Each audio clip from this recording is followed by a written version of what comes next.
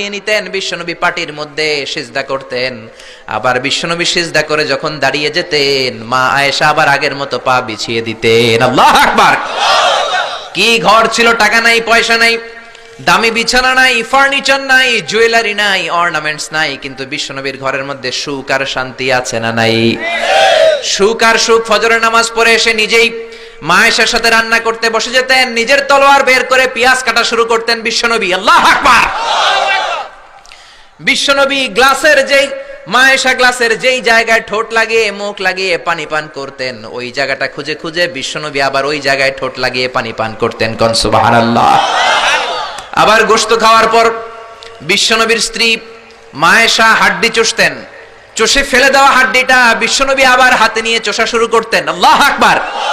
কি শান্তি, কি সুখ। মা আয়েশাকে বিয়ে করার আগে মা আয়েশার চেহারাটা বিশ্বনবীর কাছে জিবরাইল এনে বলল, ইয়া রাসূলুল্লাহ আখবিরনি, আমাকে বলেন মেয়েটাকে দেখতে কেমন লাগে। বিশ্বনবী বললেন, কার মেয়ে?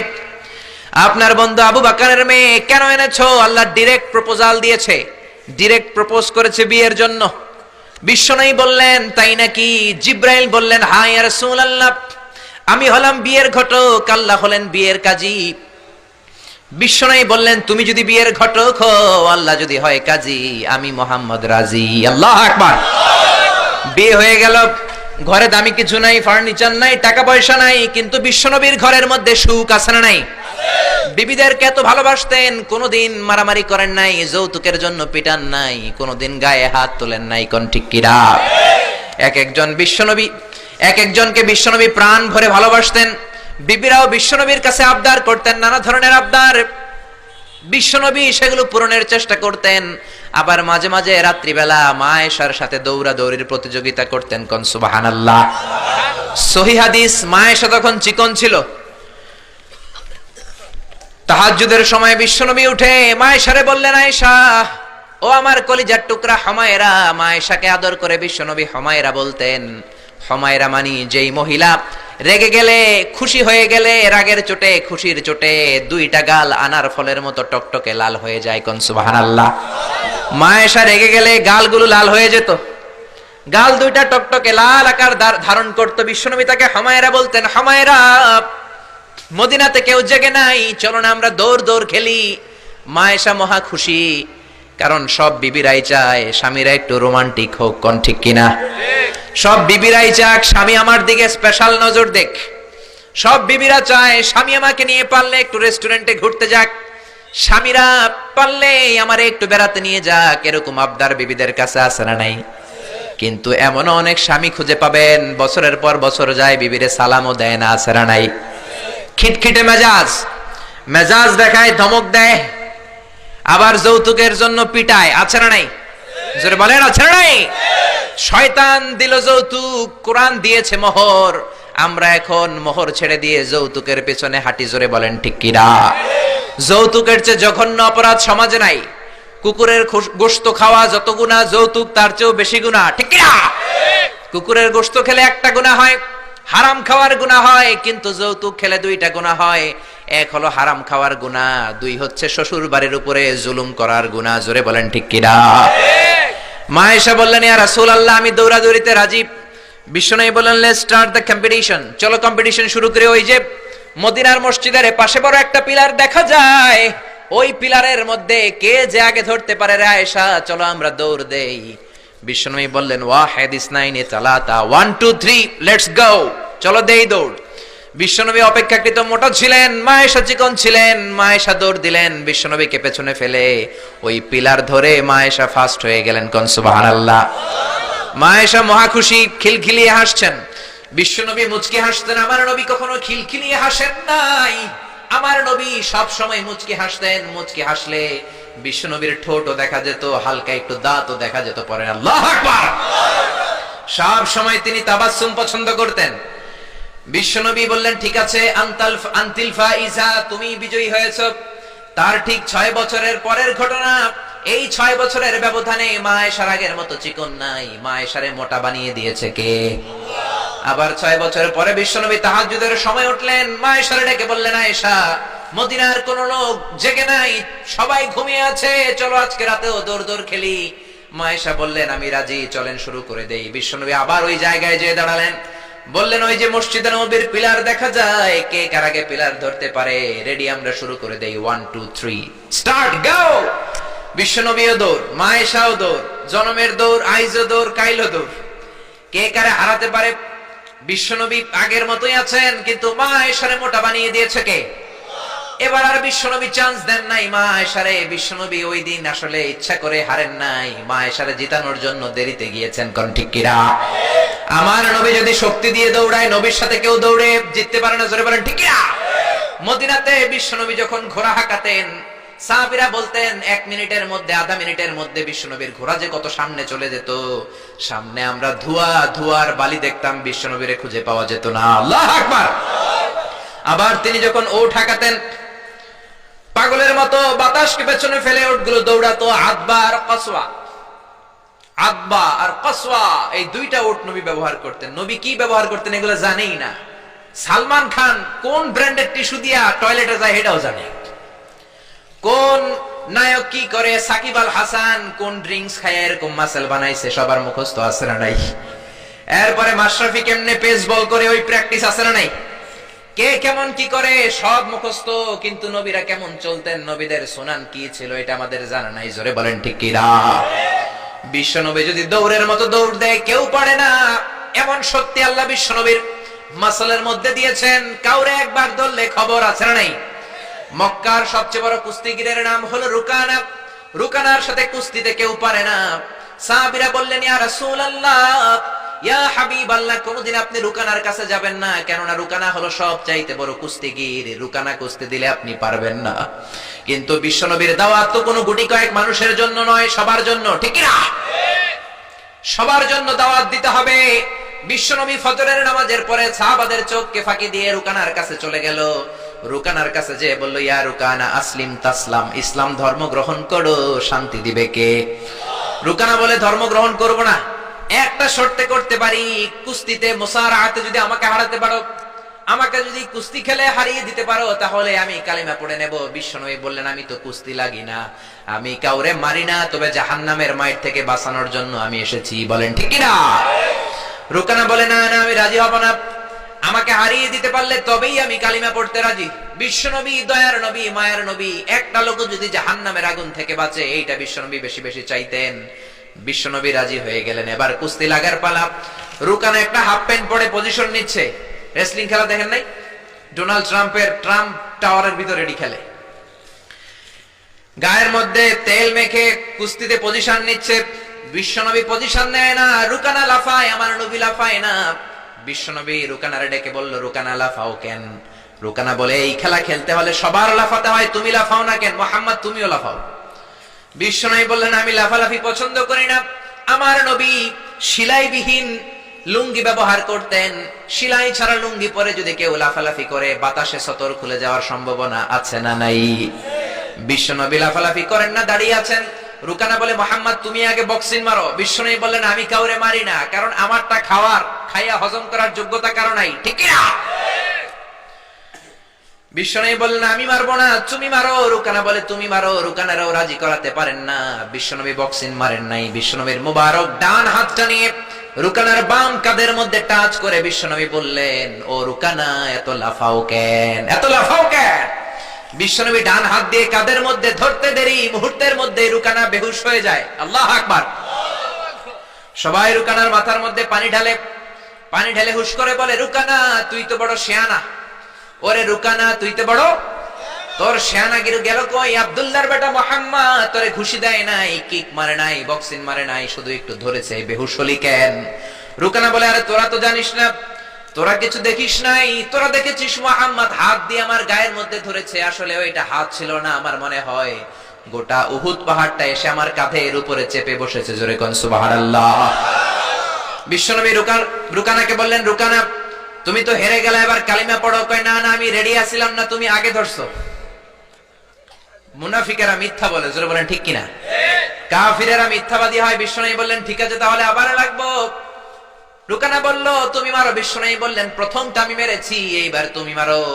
রুকানা বলে আমি মারবো না, তুমি মারো। বিশ্বনবী আবার রুকানাকে ধরলেন। মুহূর্তের মধ্যে রুকানা আবার বেহুশ হয়ে যায়। সুবহানাল্লাহ কইতে বললেন না? হুশ ফিরানো হলো। আবার সবাই মাথায় পানি দেয়, আর জেগে ওঠার পরে বলে, রুকানা তুই তো বড় শান, আগের গেল কই? রুকানা বলে, আবার ওই যে অহুদ পাহাড়, অহুদ পাহাড়, অহুদ পাহাড় আমার কাঁধের উপরে চেপে বসেছে, তোমরা তো খালি চোখে দেখো নাই। বিশ্বনবী বললেন, এবার কালিমা পড়ো। রুকানা বলে, না না, আমার পেটে ক্ষুধা ছিল, আমার গায়ে শক্তি কম ছিল, আমি প্রস্তুত ছিলাম না, পেট ভরে খাবো, খেয়ে দে তোমার সাথে আবার লাগুম। দাইন দাইন তিন দাইন, দাইন দাইন কয় দাইন? খেলা এরকম বলে না অনেকে, দাইন দাইন তিন দাইন, আবার লাগবো, আবার খেলা হবে। আবার বিশ্বনবী ধরলেন, আবার বেহুশ। বিশ্বনবীকে তোরে আর কত বেহুশ করুন? এজন্য আমার নবীর গায়ে শক্তি আছে না নাই? মা আয়েশার সাথে যদি বিশ্বনবী প্রথমবার জোরসে দৌড় দিতেন, কোনোদিন মা আয়েশা পারতো না। মা আয়েশারে জিতিয়ে দেওয়ার জন্য ইচ্ছা করে আস্তে দৌড়েছেন। এবার দ্বিতীয়বার যখন দৌড়ের পালা, মনে আছে তো না ভুলে গেছেন? বিশ্বনবী বললেন 1 2 3 দৌড় দাও। মা আয়েশাও দিলেন দৌড়ে, বিশ্বনবীও দিলেন দৌড়। এবার মা আয়েশাকে আর চান্স না দিয়ে বিশ্বনবী দৌড়ে যে পিলার ধরলেন। এবার আর মা আয়েশার মুখে হাসি নাই, এবার রেগে আছে, একেবারে গড়গড় করছে, রেগে জিততে পারে নাই। হেরে গেলে মেয়েদের একটা আলাদা রাগ আছে না নাই? বিশ্বনবী আয়েশার কাছে গেলেন, ডেকে বললেন, হুমায়রা হাদিহি সাবাকাতু বিতিলকা, হাদিহি সাবাকাতু বিতিলক, ওই যে 7 বছর আগে তুমি আমারে দৌড়ে হারিয়ে দিয়েছিলা, আজকের এই রাতের দৌড়ের প্রতিযোগিতায় তোমারে হারিয়ে ওইটার প্রতিশোধ নিয়ে নিলাম। কোন সুবহানাল্লাহ। মাঝে মাঝে এরকম বউয়ের সাথে প্রতিশোধ খেললে ভালোবাসা বাড়ায় দেয় কে? এজন্য সুযোগ পেলে দৌড়াদৌড়ি খেলবেন। রাজি আছেন তো? নাকি লাড়ি লইয়া হেতেরে দৌড়ায় যান, আর হেতিও বাস আল্লাহ দেয় দৌড়? ওই দৌড়া দৌড়ি না, আমিয়া ভালোবাসার দৌড়া দৌড়ি। বিবি আপনার জন্য সাজে, বিবি আপনার জন্য পার্লারে যায়, বিবি আপনার জন্য লিপস্টিক দেয়। একদিনও বিবিরে বললেন না তুমি সুন্দরী? পাশের বাড়ির বড় ভাই বলল, ভাবি আপনার হেব্বি লাগতেছে। ভেজাল আছে না নাই? কথা বলেন, আছে না নাই? আপনার বিবি আপনার জন্য গহনা পরে, আপনার জন্য জুয়েলারি পরে, আপনার জন্য সুন্দর শাড়ি পরে, খোপায় ফুল দেয়, আপনার কাছ থেকে প্রশংসা চাই। একদিনও নজর করে বললেন না তুমি সুন্দরী, তুমি অপ্সরী, অনন্যা, সুস্নিগ্ধা, সুহাসিনী, সুকেশিনী, সুভাষিনী, অসূর্যম পশা, কাজল কালো কেশ, মেঘ কালো কেশ, ডাগর ডাগর হরিণের মতো তোমার দুটি চোখ। একদিনও বললেন না। কিন্তু আপনার ছোট ভাই একদিন বলে ফেললো, ভাবি তোমারে যা লাগতেছে না। ভেজাল বেশি না কম? এজন্য খবরদার, বিবির প্রশংসা করেন, বিবির প্রশংসা করেন। মহিলারা প্রশংসা শুনতে বেশি ভালোবাসে। মহিলাদের সাথে যদি ঝগড়া করেন, ঝগড়া আরো বেড়ে যাবে। মহিলাদেরকে যদি প্রতিদিন কয়েকবার করে বলেন I love you, I am sorry, খুশি হয়ে যাবে। কোন ঠিক কিনা? বিয়ে করার আগে প্র্যাকটিস করবেন আই লাভ ইউ, আর প্র্যাকটিস করবেন I am really sorry. Sorry কইতে না পারলে খবর আছে। আপনি দোষ করলেও সরি, উনি দোষ করলেও আপনি সরি। বারবার সরি আপনাকেই বলতে হবে, তাহলে ফ্যামিলিটারে জান্নাতি ফ্যামিলি বানিয়ে দিবে কে? আর যদি মেজাজ দেখান, আর যদি ঝগড়া করেন, ওই ঝগড়াগুলো ছেলে মেয়েরা শিখবে, ঘরটারে জাহান্নামের ফ্যামিলি বানিয়ে দিবে কে? এজন্য নিয়ত করেন, মহিলাদের কাজের প্রশংসা করবেন, মহিলাদেরকে ভালোবাসবেন। বিশ্বনবী বলেন, হুব্বিবা ইলাইয়া মিন দুনিয়াকুম সালাস, এই দুনিয়ার 3টা জিনিস আমাকে আল্লাহ পছন্দনীয় করে দিয়েছে। 1 নম্বরে আত্মীব, আমি পারফিউম বা আতর ইউজ করতে পছন্দ করি। 2 নম্বরে হলো আন-নিসা, মহিলাদেরকে পছন্দ করি। 3 নম্বরে কুররাতু আইনি ফিস সালাহ, নামাজের মধ্যে যখন দাঁড়িয়ে থাকি সেটাও পছন্দ করি। আল্লাহু আকবার। আমার নবী পারফিউম দিতেন বেশি বেশি, আমরা দেই এইখানে, নবী দিতেন এইখানে। কারণ বিশ্বনবী আতর ব্যবহার করার পরে সারাদিন যত মানুষের সাথে মুসাফা করতেন, বিশ্বনবীর ব্যবহার করা আতরের ঘ্রাণ সব মানুষের হাতে হাতে চলে যেত। সুবহানাল্লাহ।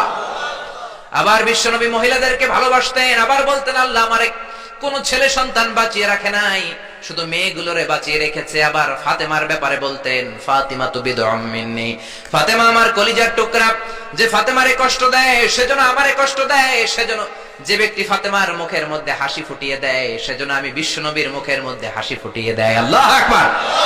এই জন্য নারীদের প্রশংসা করতে রাজি আছেন তো? স্ত্রীর সাথে ভালো সম্পর্ক রাখতে রাজি আছেন তো? এক ওয়াজে একজন মোটিভেটেড হয়েছে আলোচনা শুনে, যে না, বিবির প্রশংসা করতে হবে। আজীবন তো খারাপ আচরণ করলাম, আজকে যে একটু প্রশংসা করে দেখি। বাড়িতে চলে গেছে, বিবির প্রশংসা করবে। বিবি খাবার দিয়েছে, খেতে বসেছে, স্বামী খায়, আর বিবি বসে বসে দেখছে, স্বামী মিটমিট করে হাসে। বিবি বলে, ওয়াজ থেকে আসছো, এবার খাবার খাচ্ছ, ভালো কথা, মিটমিট করে হাসো কেন? বিবি বলে, মিটমিট করে হাসো কেন সেটা বলো। স্বামী কয় মিটমিট করে হাসি হচ্ছে, এর কারণ হচ্ছে আজকে যে খাবারটা খাচ্ছি রান্নাটা এত মজা হয়েছে না, এত মজার রান্না আমার জীবনে খাই নাই।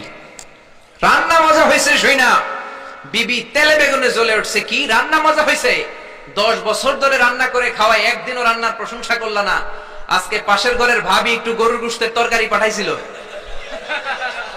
ওইটা দিয়েই ডিনার দিছিলাম, রাতের খাবার দিছি, রান্না বান্নার করি নাই। ওই রান্না তোমার এত ভাল লাগছে, খাও জনমের খাওয়া, আর রান্না করবো না তোমার জন্য। এজন্য প্রশংসা করবেন, খুব ভালো কথা, কিন্তু জেনে বুঝে প্রশংসার দরকার আছে না নাই? বিবির সাথে যদি ভালোভাবে প্রশংসা করেন, ভালো আচরণ করেন, ফ্যামিলিটারে সুন্দর বানিয়ে দিবে কে? বিবির চেহারার দিকে রহমতের নজর দিয়ে তাকালে চোখের সগীরা গুনাহগুলো মাফ করে দেয় কে? আবার বিবির হাতের সাথে যখন আপনার হাতটা আপনি মিলান, 2 হাতের সগীরা গুনাহ মাফ করে দেয় কে? এজন্য সম্পদ দেখলেই মনে করবেন না মহা সুখে আছে, দুঃখেও থাকতে পারে। বিশ্বনবীর ঘরে সম্পদ ছিল না, কিন্তু সুখ আছে না নাই? বলছিলাম ডোনাল্ড ট্রাম্প পৃথিবীর অনেক বড় ধনী, ধনী হলেই যে সুখ এমনটা নাও হতে পারে, কোন ঠিক কিনা? টাইমস ম্যাগাজিনের রিপোর্ট অনুযায়ী ডোনাল্ড ট্রাম্পের সম্পদের পরিমাণ হচ্ছে 3.4 বিলিয়ন ইউএস ডলার। সে হচ্ছে মাল্টি বিলিয়নিয়ার, 324 নাম্বার ধনী পৃথিবীর। এত সম্পদ আল্লাহ তারে দিয়েছে, রিয়েল এস্টেটের বিজনেস দিয়ে সে এত বড় ধনী হয়েছে, ডলার দিয়ে সে সব ভোট কিনে নিয়েছে, জোরে বলেন ঠিক কিনা? হাজার হাজার কোটি টাকার মালিক। Trump tower, Trump Taj Mahal, Trump hotel, অভাব নাই। ট্রাম্প হোটেল একটা তার আছে, প্রায় 50-60 তলা। ওই হোটেলের যতগুলা জানলা আছে সবগুলা জানালা 24 ক্যারেটের গোল্ড দিয়ে বানানো, জোরে কোন নাউযুবিল্লাহ। এরকম সম্পদের পাহাড় করেছে, কিন্তু সম্পদের পাহাড় করলেই তোমার সব কথার সাথে আমরা একমত নই। নির্বাচনে জেতার আগে সে ঘোষণা দিয়েছিল মুসলিম ইমিগ্রেন্টদেরকে সে দেশ থেকে বের করে দিবে, জোরে কোন ঠিক কিনা? নিজের ইতিহাসকে সে ভুলে গিয়েছে, মুসলমানদেরকে খেদায় দিতে চায়। ডোনাল্ড ট্রাম্পের বাপ দাদা কিন্তু আসল আমেরিকা নয়, ওর বাবা এসেছে জার্মানি থেকে, ওর বাবা হচ্ছে জার্মান, মা হচ্ছে স্কটিশ, স্কটল্যান্ড থেকে এসেছে। আপনারা জানেন জার্মানি হচ্ছে ইউনাইটেড স্টেটস অফ আমেরিকা থেকে 8000 কিলোমিটার দূরে। তোর বাবা এসেছে 8000 কিলোমিটার দূর থেকে আমেরিকায়, মা এসেছে স্কটল্যান্ড থেকে আমেরিকায়। মুসলমানদেরকে খেদানোর জন্য তোর চুলকানি বাড়ছে, জোরে কোন ঠিক কিনা? এজন্য এসব কথা বলো না, নিজের দেশের জনগণের সেবা শুরু করে দাও। সাইয়েদনা ওমর ফারুকের জীবনী পড়া শুরু করে দাও। বিশ্বনবীর জীবনী পড়ে যদি আমেরিকার 4টা বছর কাটাও, তোমার জীবনটারে সুন্দর করে দিবে কে? আবার মুসলমানদেরকে সন্ত্রাসী উপাধি দেওয়ার জন্য সে সেরা।